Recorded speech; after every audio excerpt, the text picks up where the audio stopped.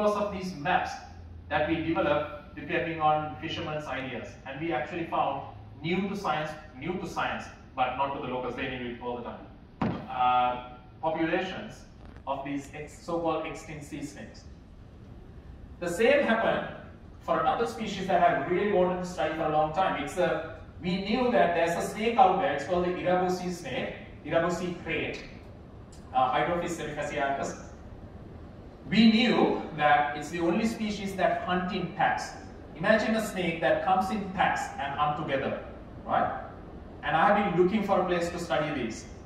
One time, just talking to a fellow diver, the diver was actually showing me photos of had nothing to do with any animals, he just loved diving, right?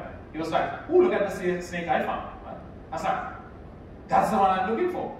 And then, based on that diver's place, like the one thing that he said, we now have a project looking at these guys in the deep waters of Lombok. That sounds supposed to be something.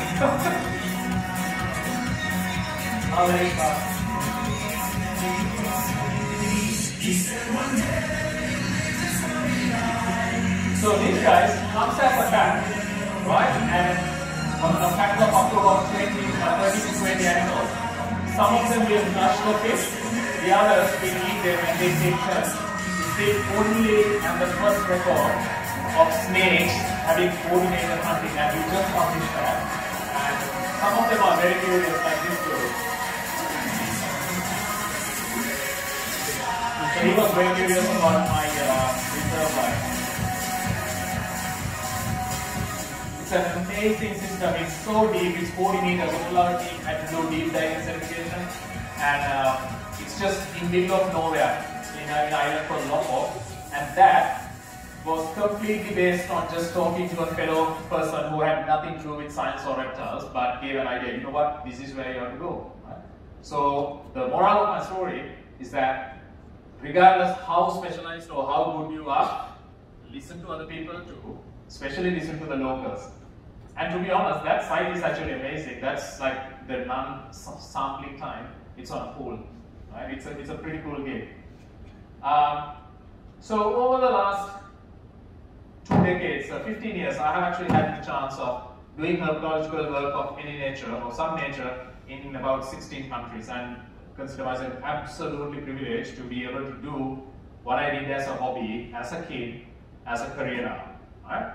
But one thing I realized with all this, like working with other communities, other scientists, other parts of the world, is that a lot of these things, we have it in Sri Lanka.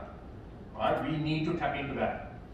There's a huge knowledge gap when it comes to ecology and conservation of Sri Lankan reptiles. Nothing unusual. These are done elsewhere in the world. So it's not impossible. It just needs some motivation for people like all you to start some work on ecological work.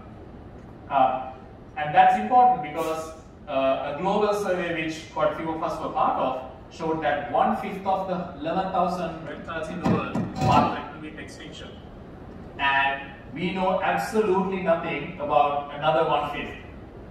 So there's so many species out there that we have absolutely no clue apart from the fact that they live, right?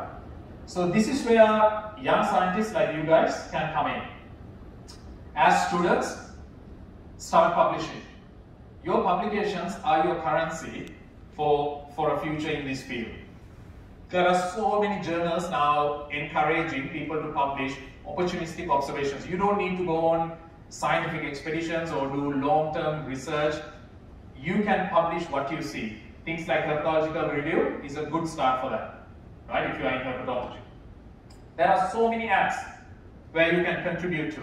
iNaturalist is a good one. Sanjay, you do fair with that, right? Yep. And if you don't have it, install it today, right? It's such a good way of how you can contribute to the world scientific community. If you see an animal, put a record of that. If you don't know what it is, there are specialists who will identify it. And it will put a dot on the map. So when you do conservation assessments, when you do distribution mapping, when you do like global scale studies, all these can feed in. There's a huge demand now for data on distribution of species because we need to know where things live and how they're affected. These are ways you can contribute to. And living with reptiles in a changing world is a must. It's unavoidable. No matter what you think, there's not going to be pristine environments everywhere, right? What's going to happen is that we have to accept the fact that the world is changing, animals are going to adapt, and we have to adapt to live with them. So the more we know, the better we can deal with it and also help save these species. With that, we can stop. Those are my contact details. All the work that I just spoke about and more are on my website. You can download all those papers. And if anyone has ideas that you want to follow in herpetology, in an ecological or conservation point of view, very happy to discuss in future.